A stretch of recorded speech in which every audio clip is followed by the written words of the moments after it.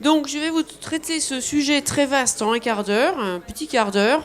On pourrait en parler pendant des heures, mais on va essayer de faire de façon synthétique, de vous parler du LASIK, de ses évolutions jusqu'en 2014 et ses limites également.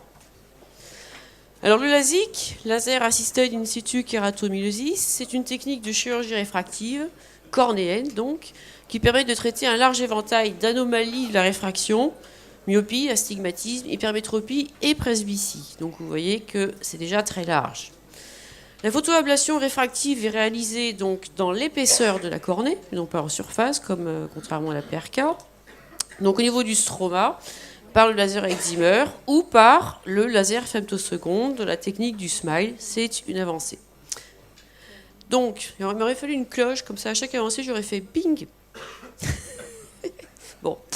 Donc, elle nécessite la réalisation préalable d'un volet cornéen destiné à exposer le stroma superficiel, sur lequel donc sera focalisée la photoablation superficielle.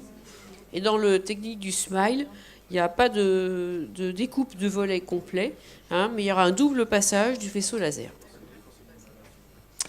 Alors, on va commencer par le volet. Donc, le volet cornéen comporte une charnière qui donc le rattache à la cornée, et son épaisseur sera comprise entre 90 et 130 microns en fonction de la métropie que vous allez traiter et de l'épaisseur résiduelle que vous voulez laisser à la cornée de votre patient. Donc, dans la technique de découpe du volet avec le microkératome, il y a en fait deux sites qu'on peut faire. C'est un site en nasal et en supérieur. L'intérêt de la découpe du volet au laser femtoseconde, bing, c'est qu'on peut faire la charnière dans tous les axes sur 180 degrés. Alors, donc, ce volet va être découpé mécaniquement au microkératome à lame.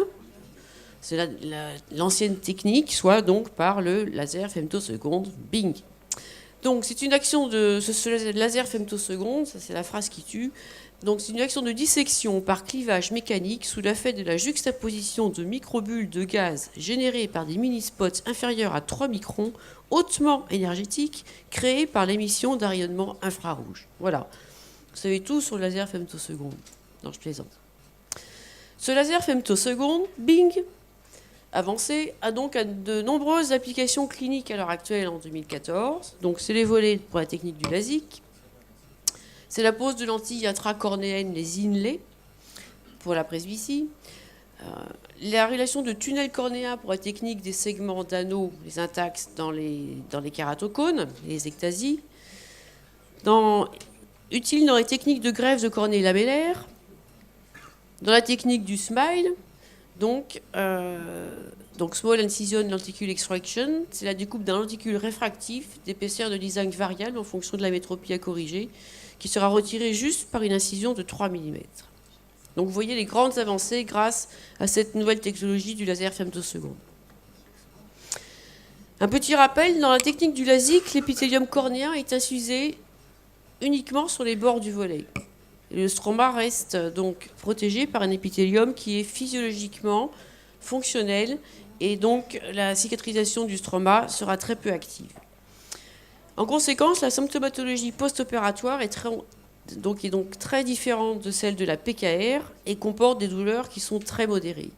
Les deux yeux sont le plus souvent opérés dans la même séance, sous anesthésie locale, et dans le LASIK, la récupération visuelle est rapide en quelques heures, contrairement à la PRK. Les indications sont très larges en théorie. On peut traiter en LASIK des amétropies faibles qu'on traiterait en PKR ou en PRK. Donc, on peut traiter en théorie les myopies jusqu'à 9 ou 10 dioptries en fonction de l'épaisseur de votre cornée et du bilan préopératoire, les astigmatismes jusqu'à 6 dioptries, les hypermétropies jusqu'à 5 dioptries et la presbytie qui pourrait être corrigée maintenant chez les myopes, hypermétropes et même hémétropes.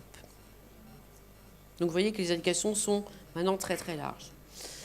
Et elles dépendent, ces indications, de plusieurs critères qui sont importants. C'est les valeurs de la kératométrie moyenne centrale, de la pachymétrie, donc de l'épaisseur de la cornée la plus fine, des valeurs de la pupillométrie particulièrement scotopique, des valeurs du diamètre cornéen pour l'aspiration, et de la quantité de tissu, très important, qui sera photoablaté pour traiter le défaut réfractif. On reviendra là-dessus.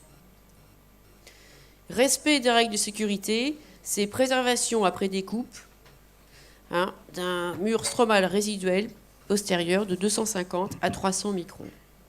Et, deuxième chose très importante, la conservation d'un pourcentage de tissu altéré comprenant épaisseur du volet plus profondeur de la photoablation inférieure à 40% de l'épaisseur cornéenne centrale. Ça, c'est fondamental. Donc, les indications avec le laser femtoseconde, elles sont élargies car il permet de mieux contrôler les paramètres de la découpe du volet avec une grande fiabilité dans le respect du diamètre et de l'épaisseur de la découpe.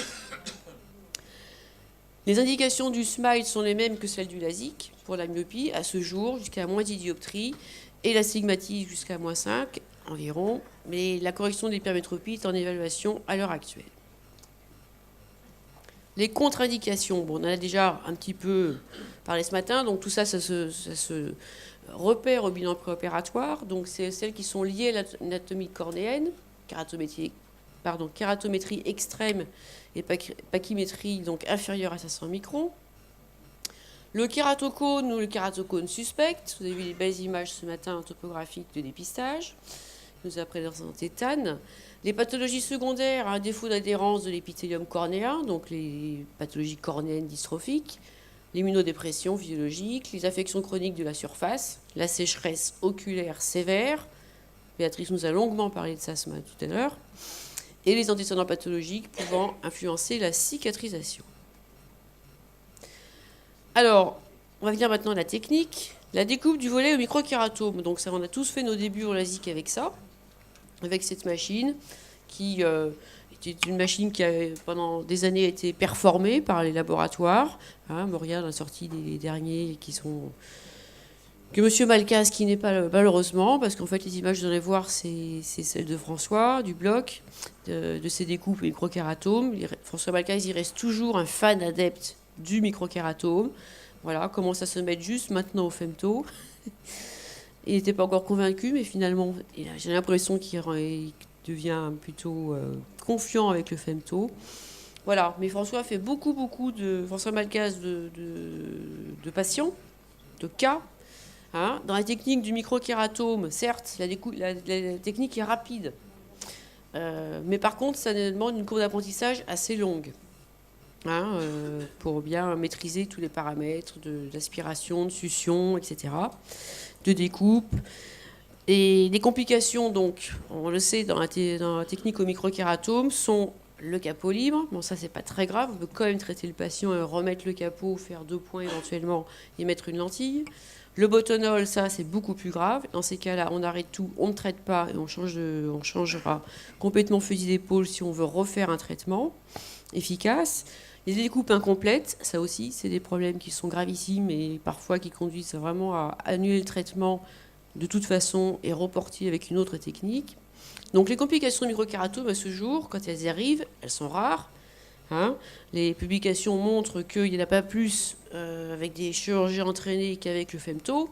Par contre, tout le monde n'est pas entraîné à faire des découpes au microkératome en 2014. Et les jeunes qui sont dans cette salle, je suis persuadée, quand ils feront du LASIK, ils prendront un femto pour commencer et pas un microkératome.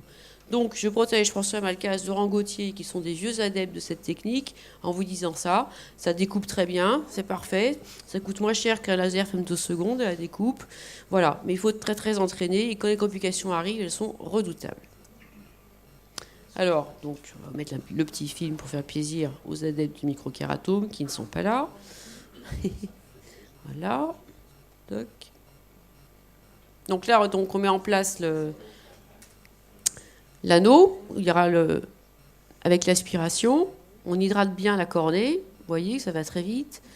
Le microkératome qui avance sur son rail, qui recule.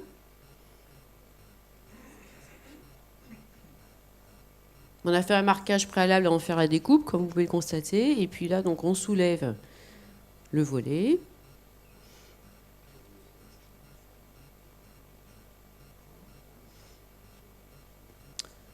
On sèche bien la surface cornéenne. enfin, faire le traitement après au laser sur un tissu sec. On remet le capot, on nettoie bien l'interface soigneusement en fin d'intervention. On réapplique bien donc le volet et on pompe avec les petites éponges pour bien qu'il y ait un collapsus du volet avec le stroma. Et voilà, la technique est terminée. Donc vous voyez qu'en fait, quand ça se passe très bien, il n'y a aucun souci, ça marche très très bien, ça fait de très belles découpes. Mais maintenant donc, avec le femto, on a d'autres intérêts. C'est un peu plus long à mettre en place parce qu'il faut rentrer les données sur l'ordinateur du laser Excimer, sur l'ordinateur du femto. C'est un peu plus lourd comme logistique. Mais paradoxalement, après la découpe du capot au femto est très très rapide. C'est l'histoire de quelques secondes.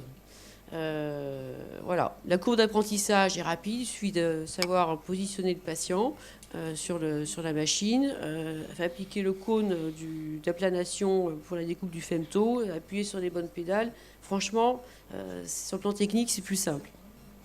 Donc il y a sécurité pour ça, il y a prédictibilité et reproductibilité des paramètres de la découpe, contrairement quand même au microkératome. Les complications du femto, de la découpe au femto, c'est les OBL, les opaque bubble layers.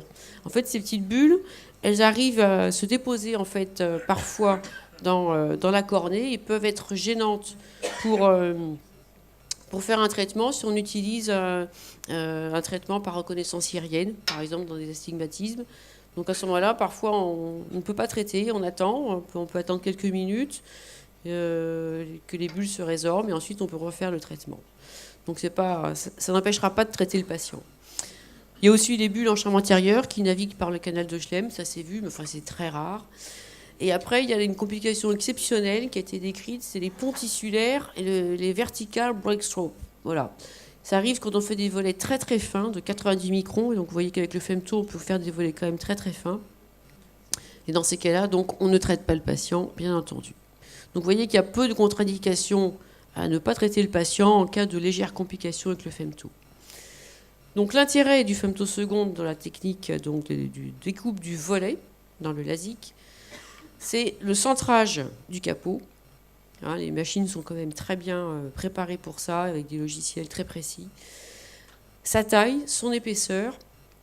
Et donc, le laser permet aussi de modifier la forme du volet, qu'on peut faire de façon elliptique dans le cas d'astigmatisme important chez le patient. On peut modifier la zone où on fera la charnière également en cas d'astigmatisme du patient. Et on peut également, ce qui est très, très utile, modifier l'angulation des bords de la découpe donc, du volet pour obtenir une meilleure stabilité post-opératoire. Hein, si jamais les patients se frottent, si on a une petite angulation de la découpe, à ce moment-là, le capot reste un petit peu plus stable. Je vous montrerai un film après avec le smile sur le femto. Alors, j'avance. Photoablation stromale, après la découpe. Donc on remodèle et on modifie donc la cornée afin d'avoir le résultat réfractif souhaité. Et la photoablation donc, est le plus souvent centrée sur le centre pupillaire, ça c'est important. Hein. Et dans certains cas, chez l'hypermétrope, toujours un cas particulier l'hypermétrope, et également en cas d'angle kappa important sur l'axe visuel ou entre les deux. Ça c'est un petit détail technique qu'il faut prendre en compte, particulièrement chez l'hypermétrope. Et puis donc aussi avancé, c'est la reconnaissance biométrique des yeux traités par le système d'eye tracker, STUM. Hein, ça aussi, c'est quand même pour le centrage du traitement, c'est une grande avancée technologique. Autre avancée technologique, Bing, c'est tous les profils de photoablation qui ont été améliorés depuis le début des années 2011. Hein, le LASIK, le début, c'est 2011. Donc, c'est les larges zones optiques avec larges zones de transition qui permettent de diminuer halo et éblouissement. Ce sont les profils d'ablation asphériques, on en a parlé, qui limitent les aberrations optiques induites, et les profils guidés par abérométrie qui permettent de limiter les aberrations induites et de diminuer les aberrations préopératoires existantes. Et tout ça dans le but d'avoir une très bonne qualité de vision. Au début, quand on faisait du LASIK dans les années 2010-2015, on avait une altération de la qualité de vision, on le montrait bien par rapport aux implants FAC, quand on faisait les comparaisons LASIK, myopie, -6, dans ces cas-là. Alors que maintenant, quand même, en termes de qualité de vision, grâce à ces progrès sur les profils de photoablation, on a vraiment fait vraiment un bond en avant pour la qualité de vision des patients. Ceux de la presbytie, j'en parle pas ce matin parce que c'est Cathy Ganem qui va vous en parler cet après-midi. Il y a les profils d'ablation sur des profils multifocaux, varifocaux même comme on dit, de Vizix, de Nidec, de Bauchelombe avec le supracor, les profils d'asphérisité, de prolaticité avec la variation du facteur Q, de LBV de Zeiss et de F4 de Alcon avec Reto. Donc ça, c'est Cathy Ganem qui vous en parle tout à l'heure. Le smile, voilà. Donc ça, c'est une nouvelle technique qui est quand même relativement récente, le SMILE, Small Incision Lenticule Extraction. Donc c'est la découpe d'un lenticule réfractif intrastromal avec une extraction qui va se faire après une petite incision de 3 mm. Donc ça respecte beaucoup plus la cornée que la technique du LASIK où on découpe un volet. C'est sous l'anesthésie locale comme le LASIK. Ça n'utilise qu'un seul laser. Ça réduit les aberrations induites et la sécheresse oculaire. Très important. On l'a vu ce matin, et le maintien de la tension superficielle de la cornée et de l'architecture cornéenne. Alors, voilà le film de Cathy Ganem, je vous montre, je la remercie, elle n'est pas là. C'est ce qu'elle a montré à la SFO, celle qui l'a montée. Donc voilà une découpe au laser femtoseconde. Donc là, vous voyez la planation arriver sur la cornée. Une fois qu'on a bien la planation, il y a des feux verts qui s'allument sur l'écran laser, vous pouvez y aller. Et là, donc, première découpe du plan postérieur du lenticule. Donc de la périphérie vers le centre, comme on peut le voir.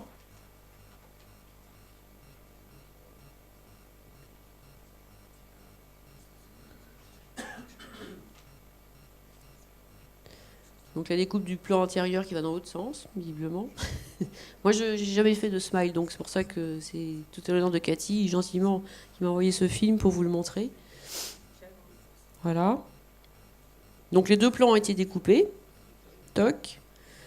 Après, donc, on fait la petite incision pour pouvoir après extraire le lenticule une fois qu'il sera décollé des deux plans. Alors, quand on fait cette technique, je pense que le plus délicat, vu ce qu'on lit dans la littérature et les communications qu'on a pu entendre, c'est de faire le clivage antérieur et postérieur du lenticule pour pouvoir le retirer sans être le moins traumatisant possible. Il y en a qui disent qu'il faut commencer par la face antérieure du lenticule, d'autres par la face postérieure. Je pense que c'est pas tranché. Donc là, on cherche le plan de clivage. Plan antérieur.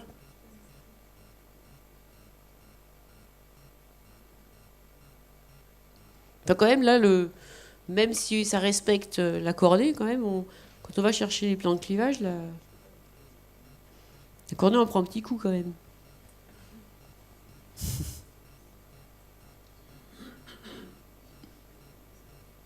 n'a pas l'air si facile que ça, quand même, à réaliser le smile. Je sais pas, qui c'est qui fait du smile dans la salle ?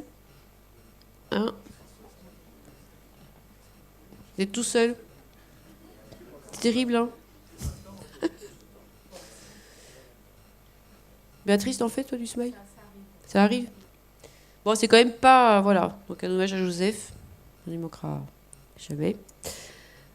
Donc, vous avez vu donc, ces évolutions du femto. C'est magnifique ce qu'on arrive à faire en précision dans les nouvelles techniques. C'est la découpe du volet. Sécurité, reproductibilité et prédictibilité. Donc, le smile, tout femtoseconde. Une petite incision de 3 mm. Grande évolution, et je le répète, c'est tous les profils de photoablation qui ont été plus rapides avec des larges zones optiques et des larges zones de transition asphériques et guidées par abérométrie. J'ai bientôt fini. Les limites du LASIK, c'est les fortes amétropies. C'est là où on parlera des implants FAC. Béatrice en parlera cet après-midi. La courbe d'apprentissage, bilan préopératoire, bien connaître les techniques et manipuler les lasers. Et le respect des contre-indications cornéennes. Je pense qu'on n'y pense pas assez. Un petit rappel sur le taux de complications, c'est pas le sujet, mais pour vous dire que quand même ils sont faibles. Hein, ça va de 2% en déplacement du volet Le SOS syndrome, c'est variable entre 0,42 et 19. Les kératines infectieuses, c'est très rare. L'invasion épithéliale également. La plus fréquente, c'est l'œil sec. Latrice, c'est encore l'œil sec. Et les ectasies les plus redoutées, qui sont relativement très faibles, au maximum 0,6%. Donc c'est quand même une technique très fiable. Donc ces évolutions de profil de photoablation de découpe donc sont un aboutissement de toutes les précisions technologiques, scientifiques, chirurgicales à ce jour. Et donc la technique du LASIK apporte aux patients, grâce à ces évolutions depuis 30 ans, depuis le kératomyositis, donc un fort taux de satisfaction visuelle post-opératoire. Dans la littérature, 95,4% des patients sont satisfaits après LASIK, et donc avec des résultats réfractifs de très haute précision. Je vous remercie pour votre attention.